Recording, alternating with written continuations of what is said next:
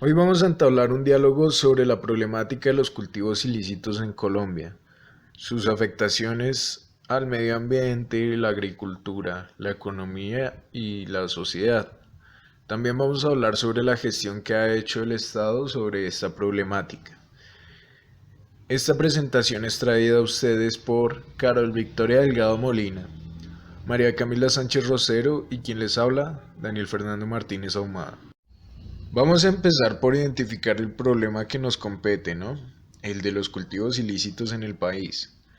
Pero ¿desde cuándo empezó a representar un lío el cultivar sustancias psicoactivas? A lo largo de la historia, estas sustancias han tenido un importante efecto en diferentes factores socioculturales, como son la economía, también como generadores de conflictos y por supuesto para la salud pública. Bastantes de estas sustancias que hoy son ilegales fueron herramientas importantes para la consolidación de coronas, imperios y otras élites que marcaron importantemente la historia. Podríamos mencionar como ejemplo todos los acontecimientos de la conocida Guerra del Opio, que como en la actualidad esta planta era popular por su uso psicoactivo. Este fue un conflicto entre el Reino Unido a manos de la reina Isabel I y la monarquía china del momento, por el dominio en la producción y la comercialización del opio en Asia, Europa y el norte de África. Otro ejemplo también sería la llegada de la marihuana al continente americano. La sembraron los colonizadores originalmente para la fabricación de jarcias navales, pero los esclavos angoleños que las acompañaban popularizaron su uso como psicoactivos en el continente. Debido también al interesante efecto que sabemos que causan estos productos en nuestra percepción y comportamientos, y también por su alto riesgo de adicción, su popularización fue bastante rápida, también teniendo en cuenta que poco a poco dejaron de considerarse las drogas un lujo exclusivo de los altos círculos sociales y se volvió cada vez más accesible a las clases más bajas. Esto fue lo que pasó básicamente con cada droga que fue apareciendo. Y la consecuencia para la mayoría es que por lo general se produce un mercado tan masivo que se sale de las reales manos de los monarcas y dirigentes de Estado. Es ahí cuando se empiezan a preocupar por los problemas sociales y de salud pública por el consumo y adicción en masa. Fue entonces como alrededor del mundo paulatinamente se empezó a criminalizar su uso. La producción de diferentes psicoactivos en Colombia se veía en un nivel equiparable al de los demás países americanos en la antigüedad, pero su exportación empezó a sobresalir alrededor de los años 60, cuando los estadounidenses que participaron en la guerra de Vietnam volvían al continente enviciados en una búsqueda eufórica de marihuana y psicoactivos, y con sus dólares estimularon la producción en nuestro país. También con ello colocaron las primeras piedras en el camino del tráfico de estupefacientes a favor de los Estados Unidos, un camino que durante décadas nos ha llevado a mares de sangre y muerte que al día de hoy nos continúan golpeando. La producción de cultivos ilícitos en este país y la muy ineficiente respuesta por parte del Estado que solo busca dar resultados agresivos a corto plazo para ganar popularidad han provocado muchísimos problemas ecológicos y sociales a las personas que viven en las zonas más influenciadas por esto. Las drogas afectan en lo social en muchas maneras, empezando por el extremo del consumidor en el efecto que más rápido asociamos, la salud y cómo se ve perjudicada con su consumo. También en el otro extremo la toxicidad de los diferentes métodos de fumigación y erradicación. Pensemos por un momento en las poblaciones que viven en territorios donde no alcanza a tocar la intervención del Estado. Esta gente no tiene otra salida que cultivar, porque son territorios que están a manos de grupos paramilitares, guerrilleros y narcotraficantes, donde la única alternativa al cultivo que le ofrecen a sus habitantes es la muerte. Como son sustancias no reguladas por el Estado y su mercado es bastante grande, drenan la fuerza productiva de nuestro país en dineros muy grandes que nunca veremos. Esta fuerza de producción podría impulsar muy considerablemente cualquier otra producción agraria. Colombia, desde hace décadas existe una relación entre el narcotráfico y la política, la cual demuestra que las organizaciones criminales dedicadas al cultivo, producción y comercialización de drogas ilícitas han tenido un fuerte impacto en el incremento de la violencia política, afectando sobre todo al campesinado, que al no tener opciones económicas sustentables para ellos y sus familias, recurren a la siembra de cultivos ilícitos. Para combatirlos, el gobierno ha implementado diferentes recursos y políticas públicas como lo son el Plan Nacional de Desarrollo Alternativo, la sustitución de cultivos de uso ilícito, el programa de erradicación de cultivos ilícitos con glifosfato, entre otros, obteniendo resultados a corto plazo pero no a largo plazo, dado que las cifras respecto a los cultivos ilícitos vuelven a incrementar pasado un tiempo. A continuación, se hará un recorrido en la historia del narcotráfico y la implementación de cultivos ilícitos en el país, abarcando desde la década del 70, donde se consolidan los cultivos ilícitos, pasando por la década de los 80, caracterizada por la presencia de hojas de coca y cultivos de amapola. También se tomará en cuenta la década del 90, en la cual se implementa legalmente el programa de erradicación forzosa de cultivos ilícitos con glifosfato, llegando a la década del 2000, la cual se caracteriza por un sub y baja de cifras de cultivos ilícitos en todo el país y por la aparición de grupos insurgentes en el negocio como las FARC, el ELN, el EPL y organizaciones criminales mexicanas, abarcando finalmente la última década en la cual resultaron los acuerdos de paz. En la década del 70 al 80, la consolidación se da por el incremento del consumo de marihuana en Estados Unidos y Europa, y al registrarse aspectos como la represión contra la producción y el tráfico en México en 1975. Durante este periodo, la presión puesta en la estrategia de erradicación con herbicidas en México y en el sur de Estados Unidos propició un desplazamiento geográfico de los cultivos de marihuana a la región norte de Colombia. Con el objeto de frenar la expansión de los cultivos en el país, el Gobierno Nacional impulsó las primeras acciones de fumigación y utilizó como principal compuesto químico el paraquat. La erradicación por aspersión se inició a finales de los años 70 para combatir la aparición y el rápido crecimiento de los cultivos de marihuana en las estribaciones de la Sierra Nevada de Santa Marta. A comienzos de la década de los 80, los capitales se movilizaron hacia un nuevo producto, la coca. Esta entra a satisfacer el importante crecimiento de la demanda de cocaína en Estados Unidos y al mismo tiempo se registran hacia 1984 en el sur del Tolima los primeros cultivos de otro producto ilícito conocido como la amapola. En este periodo, la actividad del narcotráfico se intensifica e inicia el establecimiento de nexos con importantes sectores de la política, la economía y actividades sociales.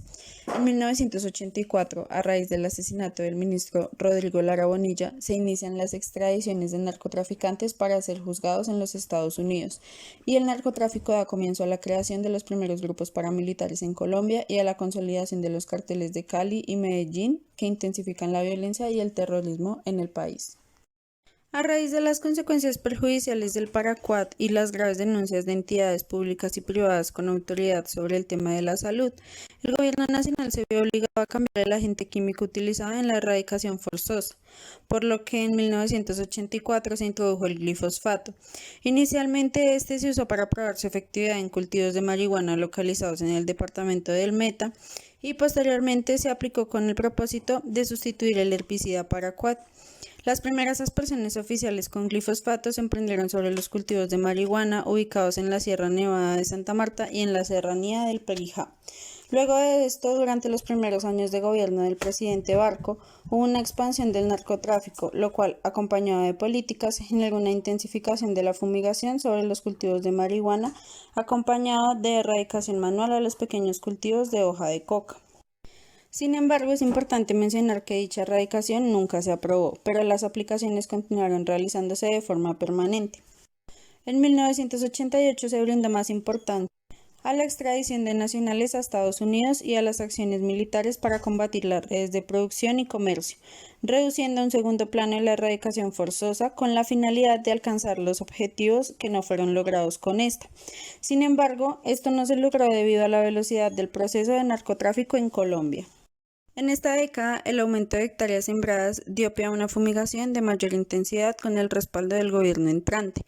Una característica distintiva de esta fase fue la iniciativa del gobierno de emprender por cuenta propia procedimientos de erradicación forzosa sin mediar su decisión con los países afectados por el consumo de psicoactivos. En 1994, debido al aumento de los cultivos de amapola, la recuperación de la producción de marihuana y la continua expansión de los cultivos de hoja de coca, el gobierno nacional resolvió adoptar medidas más drásticas con la ayuda del programa de erradicación de cultivos ilícitos con glifosato. Dicho programa fue más intenso durante la administración de Samper bajo el nombre de Opción Cero. Con este se buscaba destruir mediante aspersión aérea todos los cultivos ilícitos en el territorio nacional en un plazo máximo de 2 años. Estas establecieron bases próximas a las regiones que concentraban mayores extensiones de cultivos ilícitos. Se adecuó la infraestructura aeroportuaria para utilizarla como base estratégica en los operativos de fumigación y además se probaron otros herbicidas más efectivos. La meta que se fijó en ese entonces el gobierno fue una reducción en el 50% de los cultivos ilícitos y el procesamiento de drogas. Para esta finalidad se combinaron 3 estrategias: la erradicación forzosa ya nombrada, la interdicción sistemática y el desarrollo alternativo. Este último fue un plan orientado a ofrecer a los pequeños cultivadores de coca y amapola alternativas de desarrollo económico. Sin embargo, los resultados fueron contraproducentes y aunque la estrategia contemplaba una reducción drástica de los cultivos en el corto plazo, lo que ocurrió fue que las hectáreas cultivadas de hoja de coca crecieron aceleradamente y el desplazamiento de los cultivos comenzó a presionar las reservas naturales y las áreas protegidas del sur del país. Esta década termina con una tendencia al crecimiento de la oferta de ilícitos caracterizada por el desarrollo del cultivo en múltiples regiones del país, la desaparición de la estructura de integración vertical de los carteles y su transformación en pequeñas organizaciones y el posicionamiento del control de los cultivos por parte de la guerrilla y el paramilitarismo. Estos aspectos se ven acompañados por la intensificación del conflicto entre los actores armados, guerrilla, paramilitares y gobierno, y sobre todo con la controversia sobre la eficiencia y pertinencia de la fumigación y el número de hectáreas cultivadas y erradicadas. La década inicia con la creciente participación de los grupos insurgentes en el medio de los cultivos y su comercialización. Estos actuaban como protectores de los cultivos y laboratorios de HCl o ácido clorhídrico. En cuanto a los porcentajes de cultivos ilícitos en el país, se encontraban en constante aumento y disminución. Cabe resaltar que el departamento del Putumayo, principal productor de hoja de coca, sufrió una fuerte caída de las áreas sembradas. Los de hoja de coca se redujeron a una tasa promedio anual del 61% como resultado de la erradicación forzosa, con lo que se puede concluir que la primera década del siglo XXI reflejó el impacto de una política consciente y sostenida en el tiempo. La aspersión poco a poco afectó la extensión de cultivos, disminuyendo las hectáreas cultivadas y además redujo el rendimiento de la hoja y el alcaloide de las matas que sobrevivieron a la fumigación. En esta década, al igual que en las otras, se implementaron diferentes programas entre los cuales resalta el de sustitución de cultivos, después de la firma de los acuerdos de paz. Sin embargo, no fueron del todo eficientes y aunque en 2019 hay menos coca en los parques, los resguardos y las comunidades negras, la coca sigue siendo una amenaza para la diversidad biológica y cultural de Colombia, dado que tal como sucede desde 2015, esta sigue concentrándose en zonas históricamente afectadas, conformando enclaves productivos en donde se crean condiciones propicias para la producción de hoja de coca, su transformación a base de clorhidrato de cocaína y su posterior tráfico a centros de consumo en Colombia y el exterior. Perfecto. Momento de hablar de la atención brindada por el Estado. Sin duda alguna, el Estado ha realizado una amplia distribución de recursos tanto presupuestales como de talento humano para lograr combatir el exponencial ascenso de estas plantaciones. Las actividades las ha llevado a cabo a partir de estrategias como el programa de erradicación de cultivos ilícitos, mediante aspersión aérea con el herbicida glifosato, cuya acción fue reglamentada en el año 1994 y tenía como propósito atacar el primer eslabón de la cadena de producción de sustancias ilícitas. Esto a partir del control y la eliminación rápida y segura de las áreas afectadas por la presencia de estos cultivos, principalmente la cocaína. En la parte inferior derecha se puede apreciar una gráfica que compara las hectáreas sembradas y las áreas erradicadas con glifosato, estas últimas representadas por medio de líneas punteadas, donde se destaca el fácil crecimiento de tales cultivos, yendo notoriamente la producción por encima de la erradicación. A partir de los diferentes estudios relacionados con la nocividad del glifosato y con el interés bilateral de establecer un acuerdo de paz en el territorio, nace en el año 2016 el Programa Nacional Integral de Sustitución de Cultivos de Uso Ilícito. el cual se fundamentó en planes integrales de desarrollo en los cuales se promovía la participación de las comunidades afectadas en el diseño, evaluación y ejecución del mismo, planteando alternativas para la recuperación ambiental y el reemplazo de las áreas afectadas por áreas de cultivos sostenibles. De la mano con esto se encontraban, a su vez, programas de prevención de consumo y salud pública, con lo cual se buscaba dar solución al fenómeno de producción y comercialización de narcóticos, garantizando así la desarticulación de las diferentes organizaciones criminales. Finalmente, el avance más reciente en la lucha contra este tipo de cultivos es la política de intervención integral para la reducción de cultivos ilícitos con enfoque diferenciado, que planea la ruta de acción desde el 2018 hasta el 2022, donde se busca realizar un análisis integral de los factores que afectan directamente el desarrollo de la problemática, planteando de esta forma objetivos como el aumento de la participación ciudadana, incrementando la confianza en las instituciones gubernamentales, con la consecuente reducción de la vulnerabilidad territorial y la suspensión de la aplicación de glifosato. Todo esto a partir de acciones coherentes, consistentes y sostenibles que agrupen a todos los sectores afectados por estos cultivos. Ahora, ¿es realmente efectiva toda esta planeación? Según datos aportados por el Gobierno Nacional, la aspersión con glifosato tiene tan solo una efectividad del 30%, puesto que es necesario fumigar una amplia extensión de tierra para conseguir la erradicación de 1 hectárea de cultivo de coca. No es posible llegar a zonas de difícil acceso y la tasa de resiembra es del 23%, lo cual le brinda una efectividad solamente del 7%. En cuanto a la erradicación manual, se tiene que presenta una efectividad del 100% en las zonas a las cuales es dirigida, pero el costo de seguridad humana es muy elevado, dado que se trata de zonas en conflicto. A su vez, este proceso evidencia una tasa de resiembra del 37%, lo cual le proporciona una efectividad real del 63%.